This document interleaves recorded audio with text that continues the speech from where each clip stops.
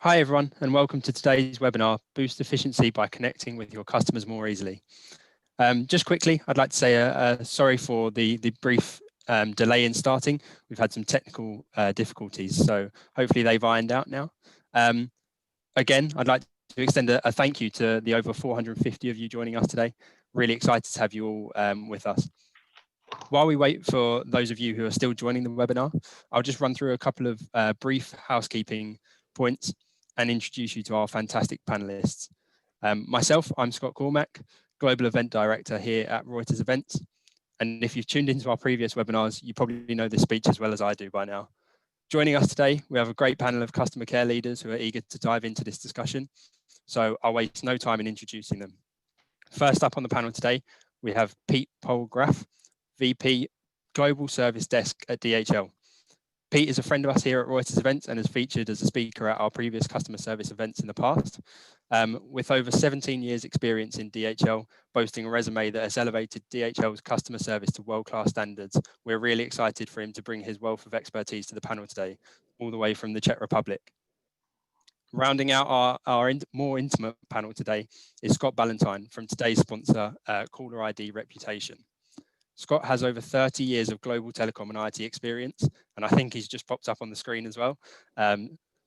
Having held senior executive roles at T-Mobile, Vonage, Asia Global Crossing, and Motorola, as well as with Dell and HP, he truly understands the changing landscape in the ecosystem of carriers, enterprises, and consumers. And so I'm sure you'll agree he's a fantastic addition to the panel today. It's always great to have another Brit on these panels, so happy to have you join us today, Scott. Thank you, Aaron. I'm sorry I was late. I had a little bit of computer problems, so I had to dash downstairs and get in my old PC. No problem. As I mentioned, Caller ID Reputation are the sponsors of today's webinar, and I wanted to give a brief introduction for those who don't know of them. Caller ID Reputation are fighting the battles and providing the solutions that are helping legitimate businesses to overcome spam and scam filters and help businesses get their customers to answer their phones again and protect your brand reputation. Finally, I'd like to welcome back someone who is a mainstay on our customer service webinars, and I'm sure you're all familiar with by now, Nicholas Zeisler. Nick, I'm always happy to try and come up with new ways to introduce you, but it is getting a little bit tricky now. Great to have you return to lead the line for another customer service webinar. Nick, as you'll see behind him, he is the principal of Zeisler Consulting and a former director of CX at HP. We're excited to continue to have your expertise feature throughout our webinars. Before we kick things off, I'll just revert back to those couple of pieces of housekeeping I mentioned at the start. There are over 450 of you joining us today from a host of different countries and exciting brands, such as AT&T, IHG, Verizon, and the Houston Astros, as well as many, many more that I don't have the time to mention. But it's really exciting to have you all join all of you joining us today. As such, please do let us know in the chat function that you should see on your screens if you have any questions that you would like to pose to the panel, or even feedback or opinions that you have. We welcome all of your interaction and we'll be sure to incorporate it throughout the webinar. Finally, the webinar will be recorded. So if you'd like to watch me give this intro speech again, or if you'd like to revisit some of the discussion from today, please do keep an eye out for that in your inboxes next week. But that's enough from me. I'll hand over to you, Nick. Why don't you kick us off? Thanks, Scott, and appreciate all the flexibility and the dynamic way that we're having to piece everything together. Those of you observing aren't aware that of all the technical nature of the issues we had right before we went live, but that's kind of where things are in 2020. So Scott and Pete, thanks both for joining today, and thanks for your extra time. And in advance, thanks for the expertise that you're sharing with us today. I want to start off, this discussion today is about a seamless, personalized experience. We're talking about how we're connecting with our customers and the importance of technology and new technologies and new ways of learning about what our customers want from us and how we can best serve them and support them. We have two really interesting panelists today that both bring a different perspective, and I should say different from what we normally talk about on panels like this. And so it's going to be interesting to see how they fuse together these two different perspectives. And so let's just jump right in. I want to talk to Pete at DHL. Your organization is kind of a behind the scenes group within Deutsche Post DHL. You support the people who support your customers. This perspective is sometimes missed. And I'd like for you to just kind of tell us a little bit about the work that goes on behind the scenes. And as you put it in your organization, you put people back to work. That's the mantra you have. Why don't you share a little bit about what your organization does within DHL? Yeah, thanks, Nick. Appreciate it. And welcome, everybody. Good to be here. And Scott, nice to hear your voice finally. So good to hear that. Yeah, I'm happy to be here. So at DPDHL, we have many different organizations and we have different divisions, from our express division to our supply chain division and a few in between. And what I do is my team supports across the globe the 500,000 employees of DPDHL. So we are the ones who put our people back to work so that they can help the customers that need our assistance. So it's a little bit different perspective. It's not the express call center or things like that. It's the internal call center working on our people. And I think it's interesting for us because we have the same passion that if you're facing an internal customer or an external customer, it's a customer, right? So we have the same passion to link why what we do is important and how important it is to make sure that every time we're dealing with one of our users, we get them back to work as fast as possible so that they can help our external customers use our product and use our services. So I think that's the thing for us that we really focus on, Nick.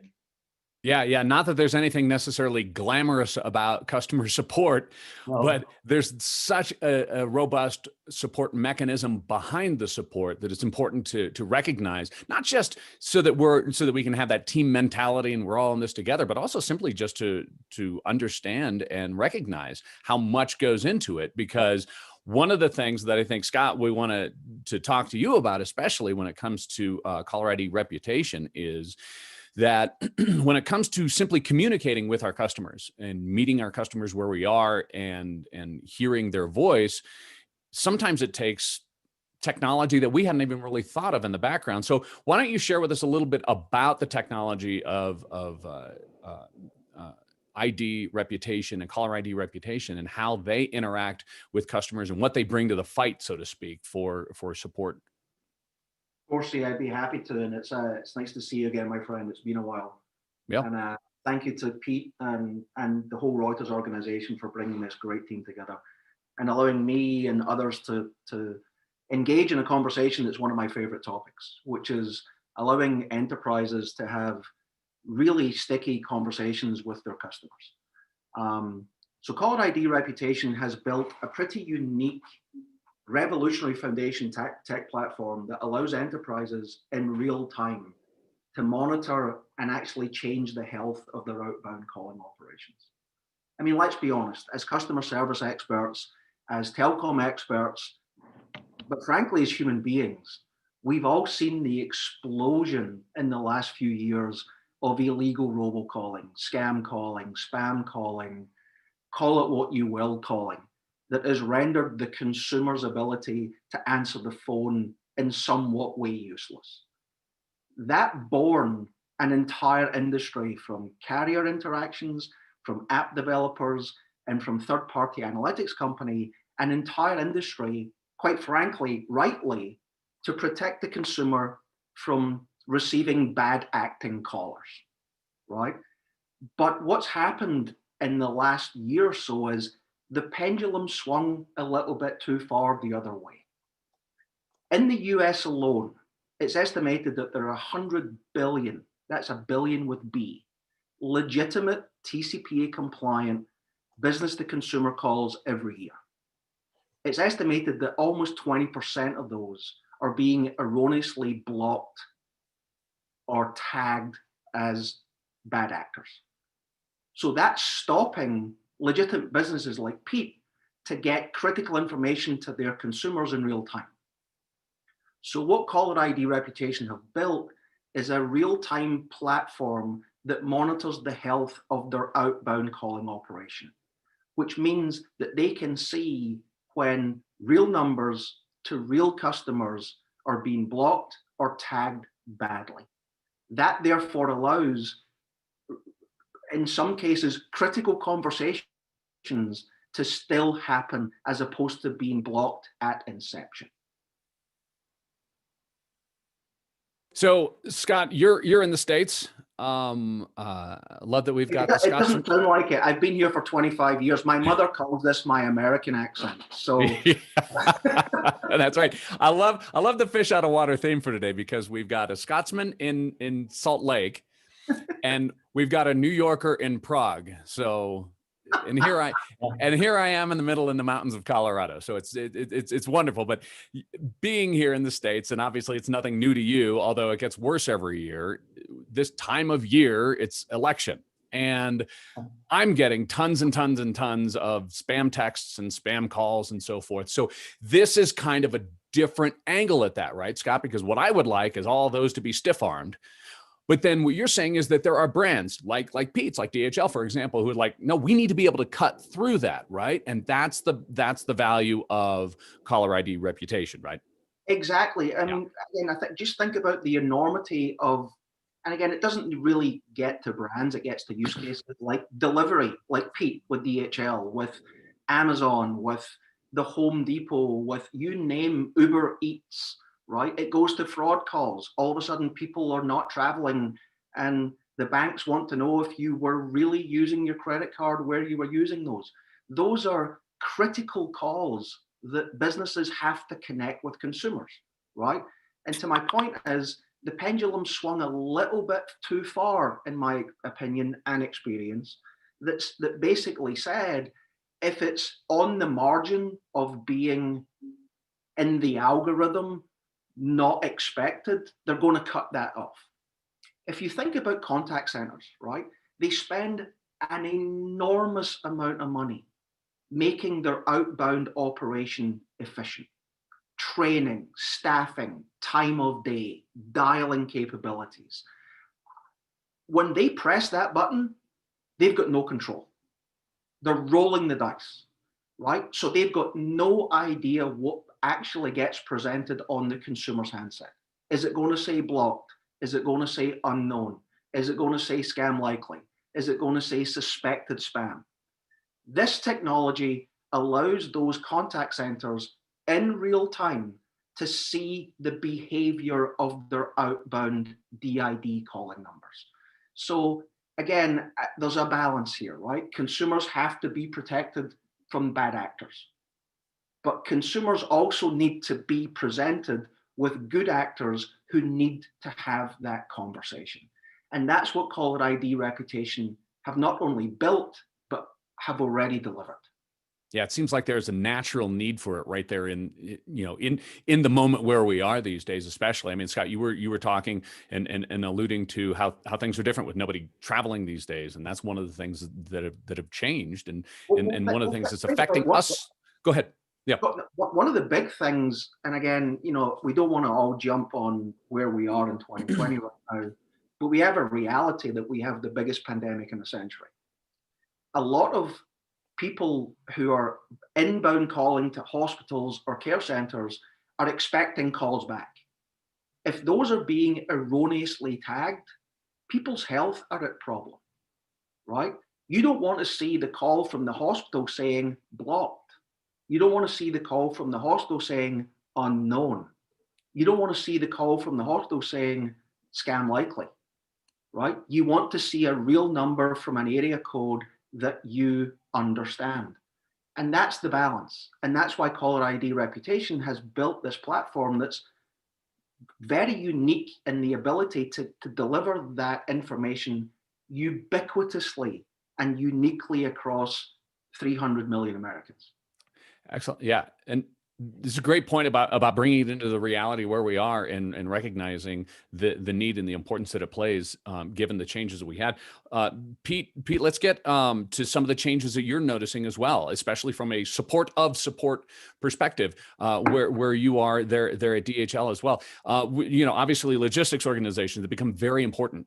Just as Scott was saying, the communication is so important. Also, the logistics and the transportation, the delivery are important these days. Everything's being delivered. I'm getting stuff delivered to my house all the time. Tell us a bit about how you're adjusting to this new world and the scaling and the volume and how things have changed for you, and how at DHL you guys are adjusting the way you support. Yeah.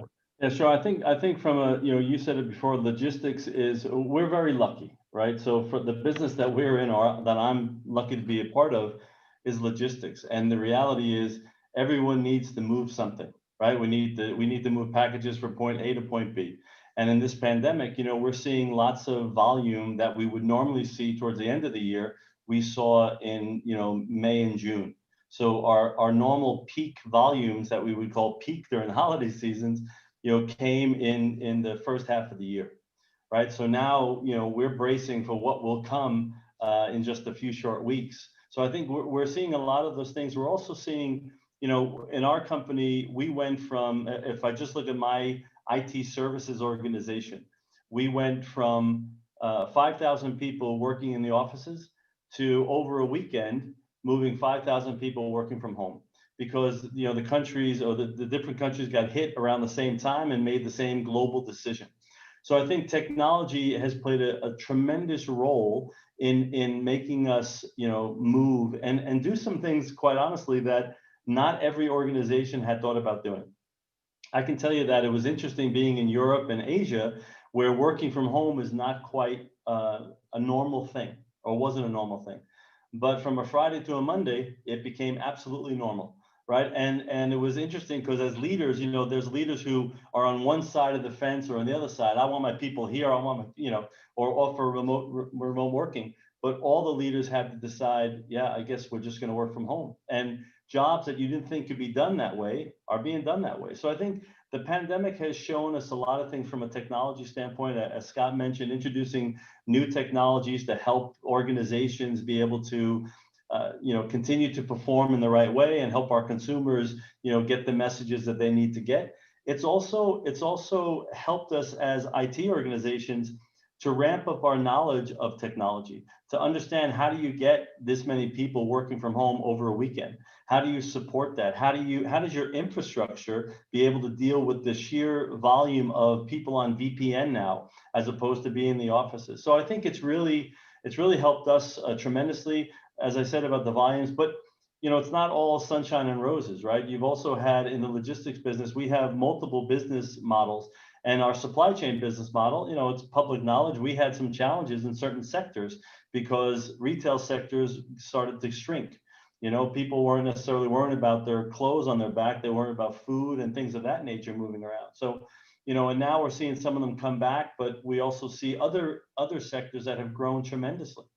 So I think it's been a balance for us. But I think for the logistics business, I think everyone is booming. Even I was talking to somebody recently here in Prague, and most people didn't use the delivery at home services for restaurants. Well, that thing grew by like 100%, excuse me, over just a few short weeks, because people now were, hunkered down in their homes and had things delivered. So all these logistics type businesses seem to grow and grow and grow. And Pete, if I may add to that, Z, if you would let me. No, yeah, please. The idea of connecting those businesses to the consumers that are delivering critical goods, be that Deliveroo or Uber Eats, or let's be honest, think about pharmacies right now. You have an aging population who needs repeat prescriptions that do not want to go to the store.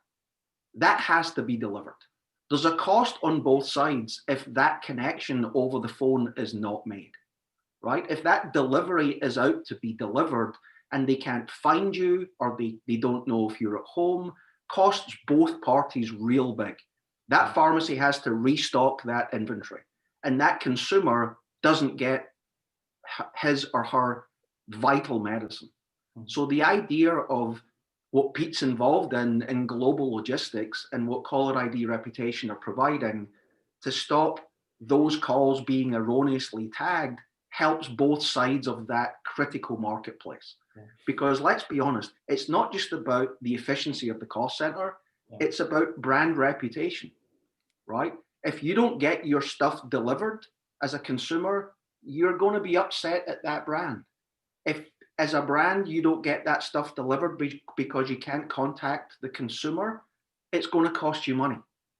So the simple act of heightening, enhancing the reputation of the brand's call at the consumer's mobile phone is an important deal.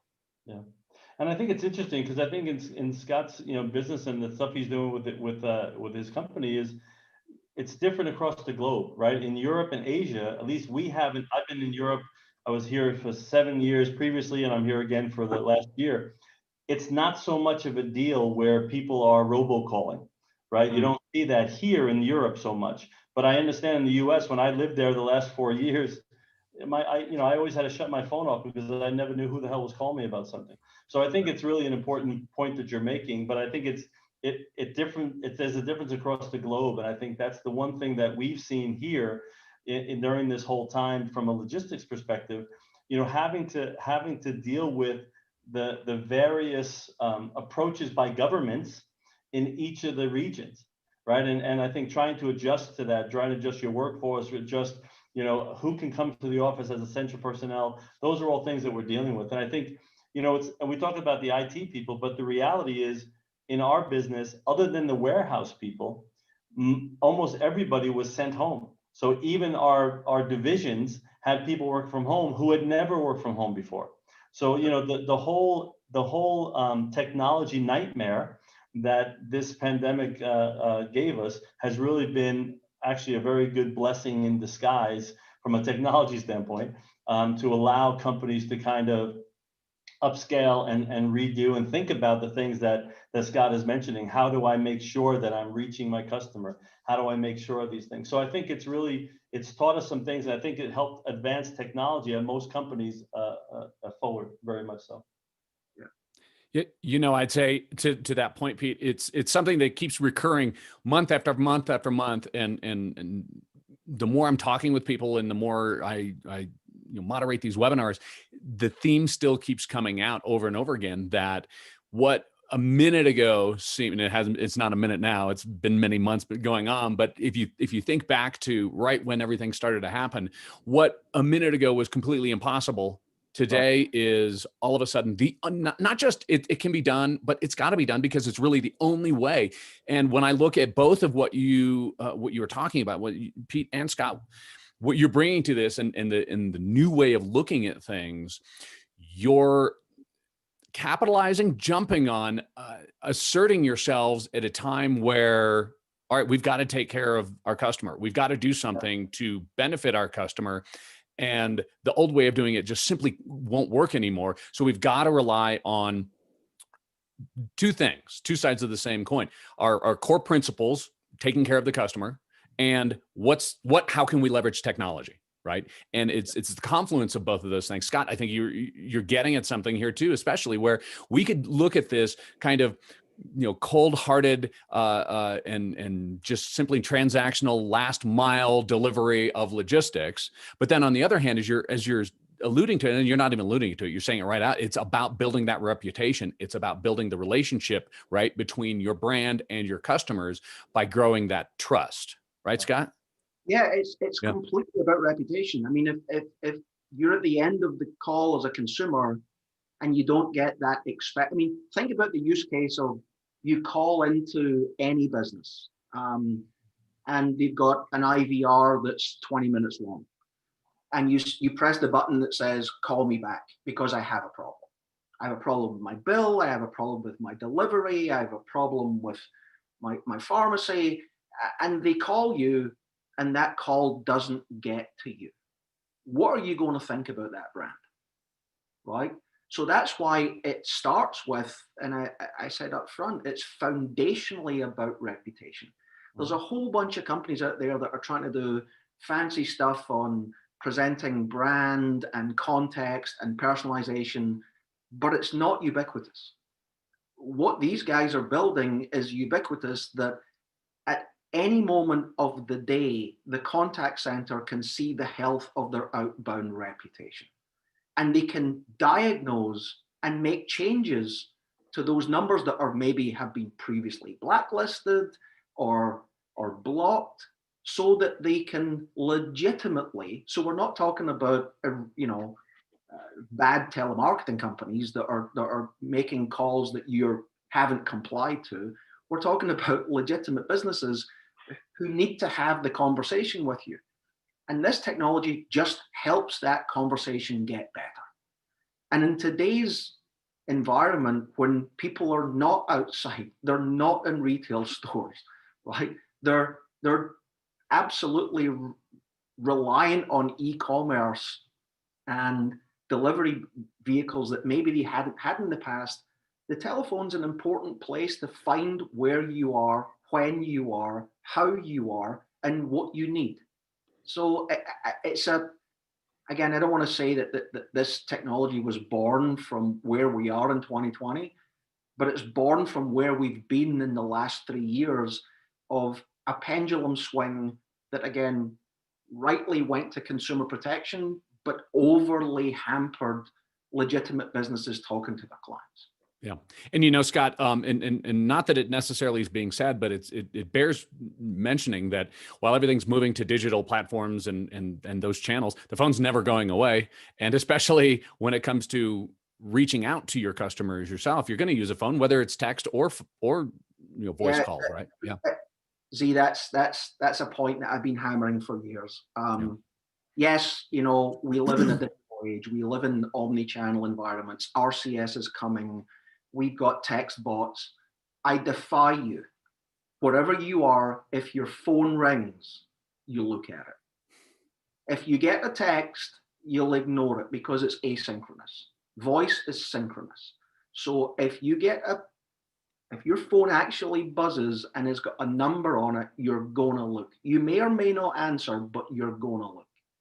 Mm-hmm. Enterprises across the world have invested hundreds of billions of dollars in the voice channel as the most intimate channel to connect with their consumers. Yep. So it's not going away. Yep. And as people get blocked, you're stopping that ability for that conversation. Yep. Before we move on, I just want to do a little bit of housekeeping here, because one of the things, Scott, that you alluded to earlier was pharmaceuticals and making sure that you're getting your prescriptions and so forth. A lot of those are being delivered through vehicles, just as DHL, for example, and that actually echoes something that Joseph was asking in the text box here in the question and answer box. So just as a reminder, those of you who are attending here, please feel free to ask questions from the Q&A box, but also into the chat box. And that leads me to a question that Kevin Brown has asked, and I'm going to pose it to both of y'all. It says, what recommendations and tips would you give to improve efficiency in your care provision moving into next year? And I suppose that is in the context of, how things are changed. Pete, let's start with you on that. Yeah, I think, the reality is what we've seen is so two things. I think communication as a whole with your teams has to be uplifted, right? Because the reality is we're not seeing people in the offices. We're not getting able to touch our people. So I think we need to be able to stay in contact with them as best as possible to keep them focused on the task at hand, right? To remind them why they're here, right? What are we here to do? How are we going to help people? How are we going to make sure people get their goods and we can move this along? So for us, we found that our efficiency has gone up during this time because people are more focused working from home. We don't have people coming in late. We don't have people, all these things. But I think for us, it's about the constant conversation with them and to make sure they understand why we're here and what we're doing, kind of repeating our values so that they understand the mission that they have on a regular basis. And I think that will help with us I think it'll help not only efficiency, because people will be, happy employees are efficient and they're engaged. And the more you're engaged, the better off you do your job. So I think those are the things we're trying to push from within our own leadership team. And I think that's one of the things I think we need to continue to do as you go into next year. It sounds soft and fluffy. Yeah, certainly now. Yeah, but it's reality. Yeah. No, I was just going to echo that. I think these relationships that you're building internally, and then of course, Scott, the relationships that we're building externally with your customers are so important these days, right? We've gone through such a transition where at the beginning, everything was, I just need my stuff. I just need my stuff. I'm freaking out. I don't care if you care about me. I just need my stuff, right? When there's no toilet paper, I just need my stuff. And then as things grow a bit, it's more, okay, everybody's freaking out, and at least now we're freaking out together. So now it's about building those relationships out, right? So Scott, in that sense, what you're providing and what Caller ID Reputation is providing is at least another bit in that puzzle, right? Yeah, and again, let's be. I don't want to be overly altruistic here, right? I mean, obviously, there's a need for communication to happen, but the Caller ID Reputation business is business facing, right? It's those enterprises who are, again, calling legitimately under TCPA compliance their clients, and they're wasting 20% of their efficiency, right? The ability in real time to see. So if you're a call center, you've got 10,000 numbers and you're calling those 10,000 numbers 100 times a day, right? If 20% of those are not going through at fully loaded costs, that's costing you millions of dollars in inefficiency a week. So the ability to see why those are not getting through and changing your behavior, either you rotate numbers back in and or you dial back the cadence of the use of those numbers, is saving them money. So again, there's two sides to this, right? There's consumer engagement, but there's business efficiency. Yeah. And Caller ID Reputation was really built for business efficiency, which on a second hand delivers consumer goodness, right? Decrease cost, increase brand awareness, decrease friction. So, but the service is very much business facing, again, for people like Pete and people who are trying to find you, trying to make sure you're at home, trying to make sure if there's a massive fraud outbreak, that dormant number, or a fire, a wildfire, there's a dormant number that all of a sudden spikes in its use. And because of these, consumer facing, apps, third parties, overly compensating for the ability for that number to be trusted, turn it off, that hurts both parties. Yeah, you actually, that kind of preempts the question I had for you that I was going to ask, Scott, and that is that in your business, how it is that your customers and your B2B and then their to C, right? That's the whole point of how that works. Yeah. How your customers are measuring success, leveraging your technology. It sounds like it's an efficiency thing because of all the money they spend trying to reach out, right? And those are wasted dollars if they can't get through. Exactly. Back to my point. I mean, there's so much dollars invested in the efficiency of the outbound engine, and then they press the button and they don't know the outcome. Yep. Right. So the major, KPIs for our customers are, first and foremost, answer rates. Right. If the answer rate goes up, the contact rate goes up. If the contact rate goes up, it goes to conversion, whatever that conversion is. If it's NPS, if it's dollars increased in ROI and marketing spend. But that's the way it works, right? So every outbound call center is spending money to try and get the consumer at the end of the phone. Yeah. The more they increase that contact rate, the more they increase whatever their second, third, or fourth KPI is going to be. Yeah. And what we've seen is, in the last year or so, is by using the Caller ID Reputation service, they're witnessing 20% of their outbound calls that are just being erroneously tagged. And then by providing insights and diagnosis as to where, I mean, the technology is deep. It's not just the numbers. It's the numbers, it's the carrier, it's the OS, and it's even at the geographic level. So they can then pull levers to manage the numbers that they're using, owned, or renting, to make sure that they're not overly being disqualified through the network to the consumer. Sure. Which means ultimately more contact. Yeah.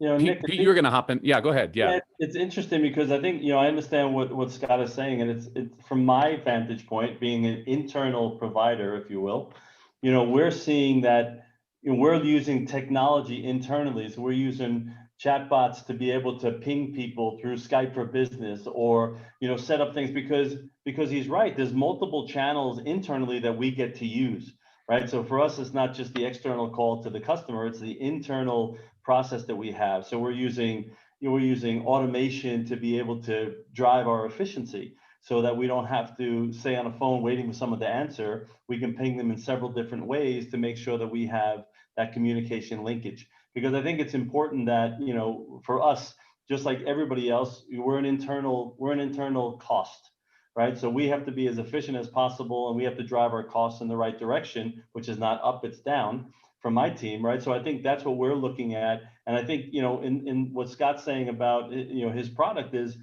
that's very external facing in some cases, because the phone is so used in the external piece there, where it's a little different internally, the way we're using and we're interacting with our business colleagues. Yeah. Scott, to your point, you had mentioned earlier about carriers, and that addresses or brings up one of the questions that came through in the chat box here as well. How are incoming calls looking different, and how does the technology provide for that based on the different carriers? Great question. So the legacy of the consumer-facing protection, which you all know I was a part of for a number of years, is fragmented. So different analytics companies and different apps have singular relationships with carriers, right? Which means, therefore, there's no ubiquitous view as to what's a good call and what's a bad call. The caller ID reputation platform is built with hundreds of thousands of endpoints and the biggest device mobile platform in the country, which means any outbound call can be seen across the entire US spectrum at device level, carrier level, geographic level, and OS level, i.e. between Android and iPhone. So they can actually prescribe where the calls are erroneously being tagged over those 5 different spectrums, which therefore gives the enterprise and or the call center the ability to say, okay, I don't really care about, geographic A, device B, carrier C, but it gives them that ability to flex, which is really important. So in other words, it's not just an aggregated score of 18% of your calls are bad. 18% of your calls are being called bad, but here's the breakdown between carrier, DMA, OS, and device, which is incredibly useful for the contact center. Because again, what a contact center wants to do is maximize the efficiency of their outbound calling operation. Point, period, full stop. Yeah, without a doubt. Okay, so shifting gears just a little bit to some of the questions that are coming in the Q&A box here and in the chat. Pete, asking about how you are addressing, especially being in that behind the scenes internal role, how you're boosting engagement with everybody being remote now, and how virtually that's working within DHL to the degree that you can share about what your group is doing and how it's working for you. Yeah, I mean collectively across DPDHL, we're trying to reach out in various ways, right? There's a lot of virtual things happening, virtual meetings, virtual talk shows, things of that nature, to try to bring the messages to people. Zoom is one of the things that everyone's using now, right? It wasn't something from a business perspective that everyone had to use. But now, even in DPDHL, we weren't necessarily a user of this, and now we are, because it helps deliver us in different ways to our employees. I think so. So for us, it's more about we're trying to stay in constant conversation with people. I use the word conversation instead of just contact, because we want people to know that we haven't forgot them. If you're sitting in Costa Rica and you used to work in a beautiful office, and now you're home, which may be beautiful, but you're disconnected from the day-to-day interaction with people. So we're trying to find various ways to do that. We're sending things to people's homes, to surprise them in various ways, just to give them different things to remember us, so to speak. I think it's something that we're trying to do. It's really about having that regular conversation with people, and not and not in the normal one-on-ones, right? We're doing a lot more skip levels. We're doing a lot more, random calls to people just to see if they're okay and things of that nature. So I think, and companies are doing this across the globe, right? So it's not just DPDHL. Everyone's kind of trying to invent new ways to stay connected. And I think that's something that we are trying to do as well. So. Yeah, truly, and definitely a trick. Scott, do you have thoughts on that as well? I got another question for you if you don't, though. No, go ahead. Yeah. Okay. There's lots of good questions coming in, technologically speaking, about caller ID reputation, and one of them is how it works internationally. Pete had mentioned, in Prague, it's not so much that you have a lot of those spam calls coming in, but then what if these calls are coming across international lines and so forth, and from within even those countries? How does that work? Yeah, no, so Pete's insights are right. I mean, look, the epidemic of, illegal robocalling was a relatively US specific problem. It's now growing. If you look at the BRIC countries, it's now getting into Europe significantly.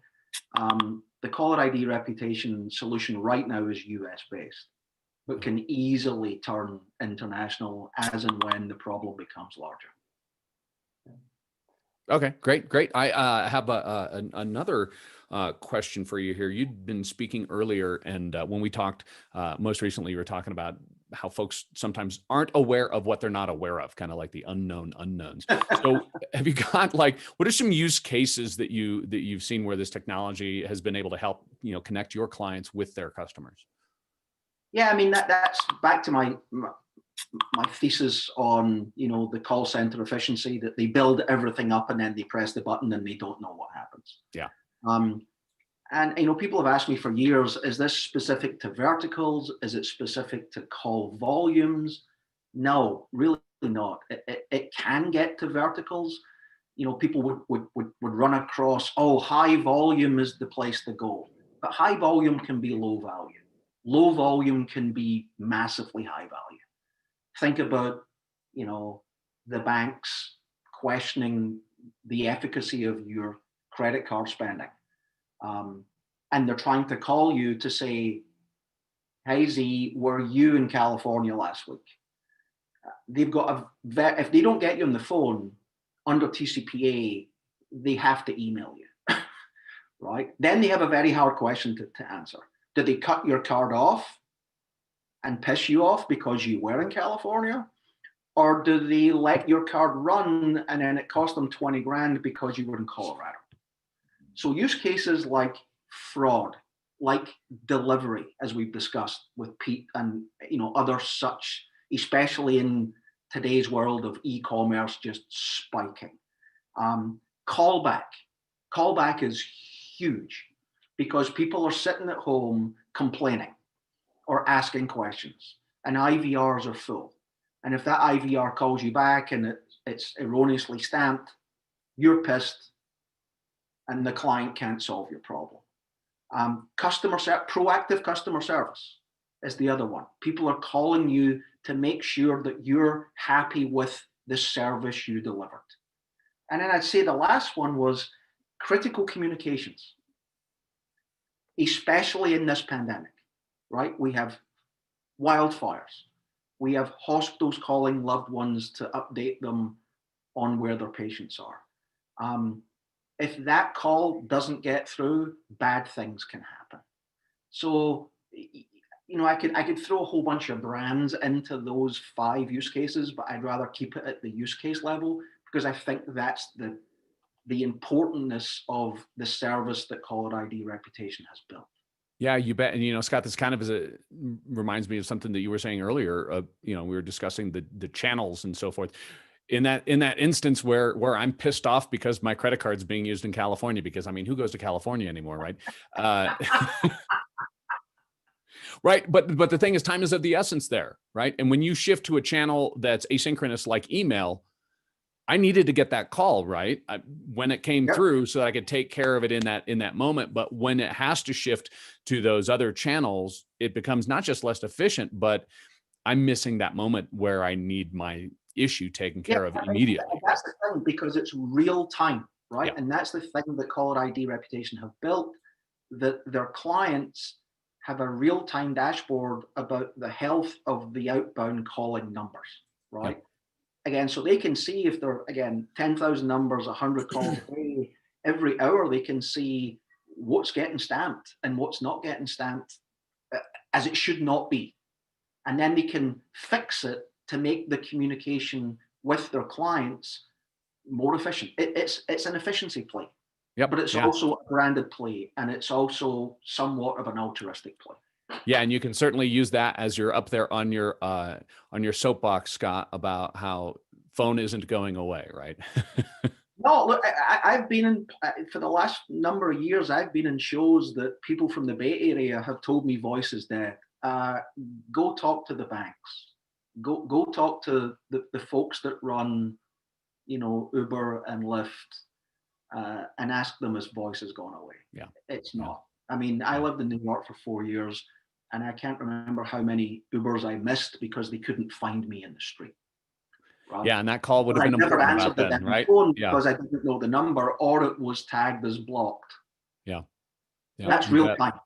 Nick, it's interesting because you talk about efficiency, and I think whether you're an internal provider like we are, or you're an external provider like some of my colleagues across DPDHL or that are listening today, we all have efficiency targets from a cost perspective, right? So the phone is, we want it to go away because it's the most costly thing to handle, because you have one person, one phone call, right? And if you can drive some of your consumers to different mediums, it certainly makes your job easier. But the challenge that Scott's talking about doesn't go away, right? That, especially in the US, as I said earlier, but I think it's, we all have the same challenge, whether it's internal or external, on how do you become, the most efficient you can be, and how do you drive your customers to the channels that you want them to use, right? We're noticing internal. There was a question earlier about, are we still seeing phone usage, increase?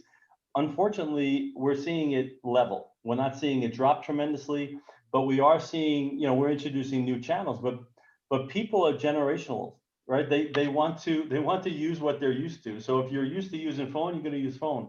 Millennials want to use, text, and they want to use different pieces. So it all depends who your consumer base is, what they want. And I think that's why a lot of organizations are offering, all the channels. You come to us if you want to call us on Facebook, if you want to contact us on Facebook, contact us, wherever the user wants to be is where they want us to be, right? So.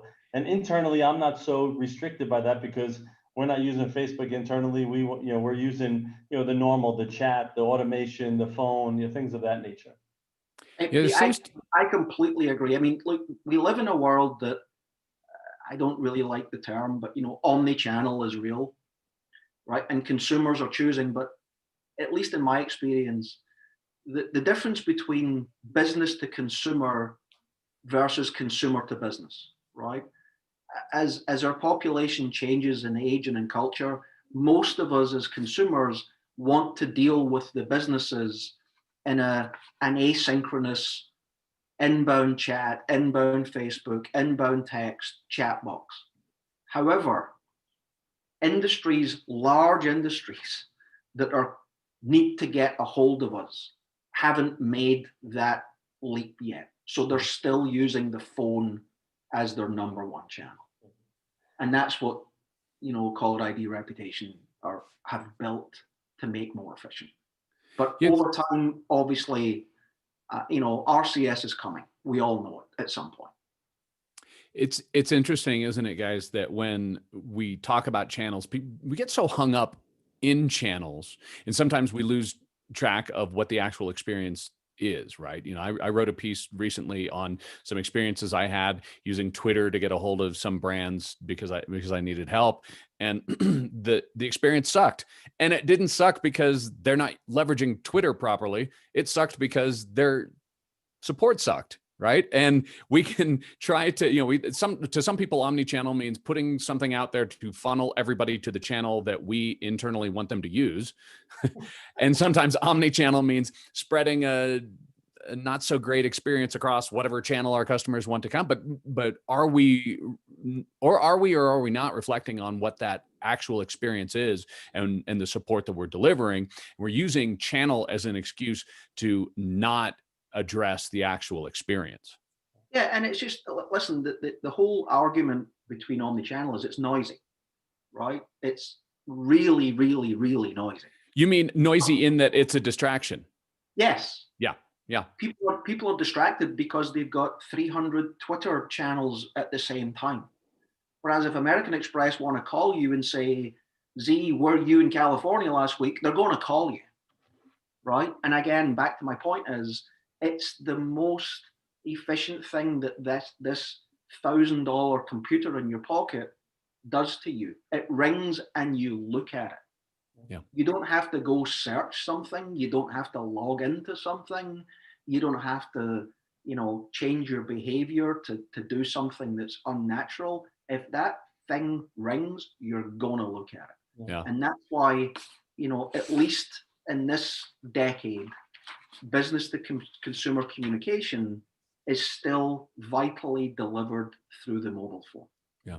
Hey, Pete, you were gonna jump in there too. What have you got? It's interesting because I think, it used to be where, a customer service employee was focused on the customer experience, right? That CX piece. How am I interacting with you? How do I make you feel? Are you happy with me? And now they're starting to deal with, there's a convergence of the CX and the UX.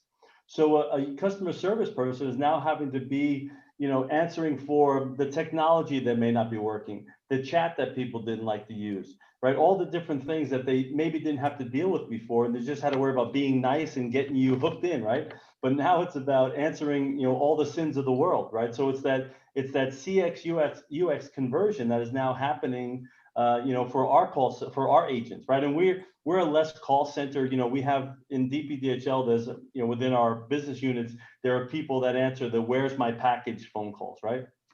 But with our team, it's my email's not working. This application that worked fine 2 minutes ago doesn't work anymore. So it's all these different things that we're dealing from a technology perspective. So it's really interesting for us to really help our people understand that convergence of the CX and the UX in our environment. What an interesting perspective, Pete. That's brilliant, because normally, in the CX world, I'm talking about CX and UX as if they're interchangeable, or perhaps even that they're part of the same. I mean, they are. They're part of the same universe, but at the same time, one's actually affecting the other, right? Mm-hmm. And as you add new channels, you're adding new opportunities to fail. Yeah. Right.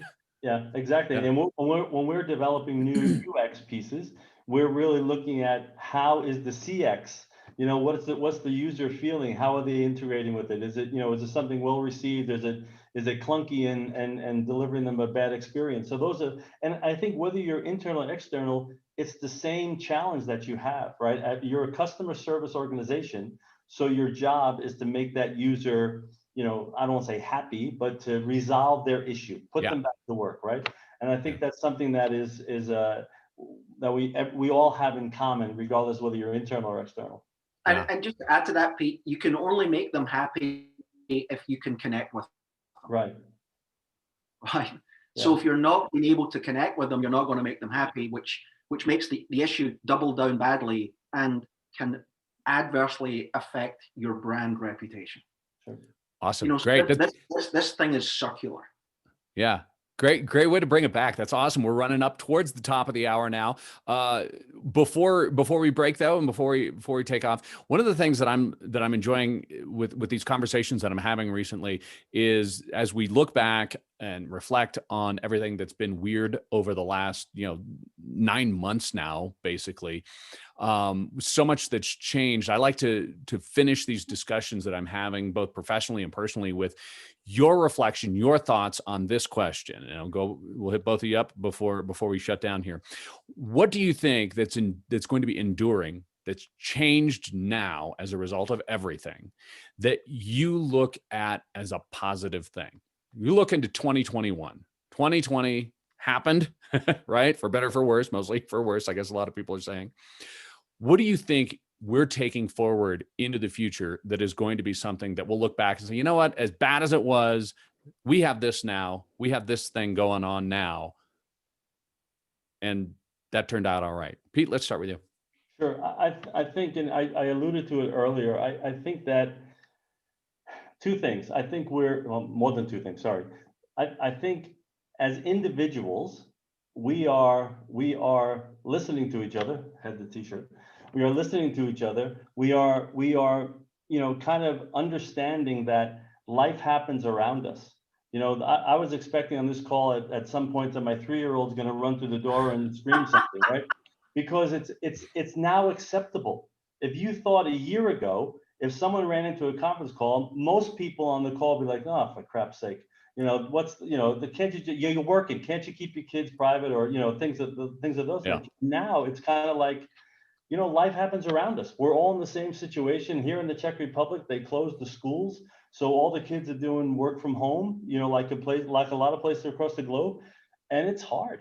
And I think that, you know, while I think empathy is something that is still lacking across mankind, I think it's something that has definitely will continue to grow, because we now realize that we're all in the same shit together. Sorry to say it like that. But I think, yes. and that's something that people, you know, there's more understanding, there's more empathy for individuals. And I think that's going to be lasting. Yeah, that's great. And it's awesome, because I'm actually looking for investors in my new company that rents 3-year-olds to people like me who don't have kids, so that they can have the actual, you know, Zoom experience. Thanks, Pete. Scott, what do you see? That's a tough one for me, to be honest. I think I'll echo Pete. I think we've got better at personal communications, because sitting in boardrooms, doing email, taking text, you're not looking at the other person. So I think, you know, albeit over Zoom or Slack or whatever, I think we're having more quote unquote FaceTime. That's not a plug. I think that's healthy. I think we're listening a little more. Sports being back is good. The Borat movie is going to be funny. Being allowed to wear sweatpants in the office is just awesome. That's great. That's, you can go on all day with a list like that. Oh my Awesome. goodness! Yeah, all day comfort. But I do, no, seriously, I do believe that it's, in a remote sense, brought people back to real conversation, as opposed to old-fashioned office bullshit conversation. You know, just the fact that we can do this, we can see each other's face, we can hear each other's voice. We're not, you know, triangulating technologies of what we're doing, is a little real. And I don't know if it's the new normal or the now normal, but it's not a bad thing. Yeah. You know, you can just get rid of people dying. It would be nice, but I hear a common thread in both of your comments there, so that's great. We are up at the top of the hour. Thanks to both of you. Pete Poul-Graf from Deutsche Post DHL. Thanks so much for joining us. Scott Ballantyne, representing our host, Caller ID Reputation. Scott, thanks to the folks at Reuters for hosting us, and thanks certainly to everybody who joined us. Thanks for your great questions as well. Yeah. And Z, thanks to you. You did a nice job, buddy. Thank you. Thanks, Z. It's great to see you. Appreciate it, fellas. Scott, back to you. Yeah, we're getting good at timing those appearances on screen as you type in there. But yeah, as he said, that wraps up today's webinar. I know a lot of ground was covered and a lot of topics were covered there. So I hope everyone found it as informative as I did, and I'm sure the other panelists as well. I'd like to take a moment to thank our fantastic duo of panelists, Scott and Pete, for lending us their time and their expertise today, and also to Nicholas Zeisler for guiding us through today's discussion. Finally, I'd like to thank today's sponsor, Caller ID Reputation, for working with us to create this hugely successful webinar. If you'd like to check out what they have to offer and how it can benefit your business, please head over to www.calleridreputation.com, or look out for more details that will be attached alongside the recording of today's webinar that you will all receive early next week. Up next from us at Reuters Events, the webinars don't stop coming, and also Z won't stop as well. He'll be there as well. On October the 28th, we are hosting our next webinar, Voice of the Customer, creating a seamless, personalized experience that boosts loyalty and drives revenue. I'd love to see you all there if you can make it. And last but not least, I'd like to thank each and every one of you who's joined us today live, or will be listening live, or will be listening on demand, sorry. I hope you enjoy the discussion and gain some actionable takeaways. Thank you from all of us at Reuters Events, and we hope to see you next week. Thanks, Scott. Good. Thanks, everybody. Bye. Enjoy your day. Ciao.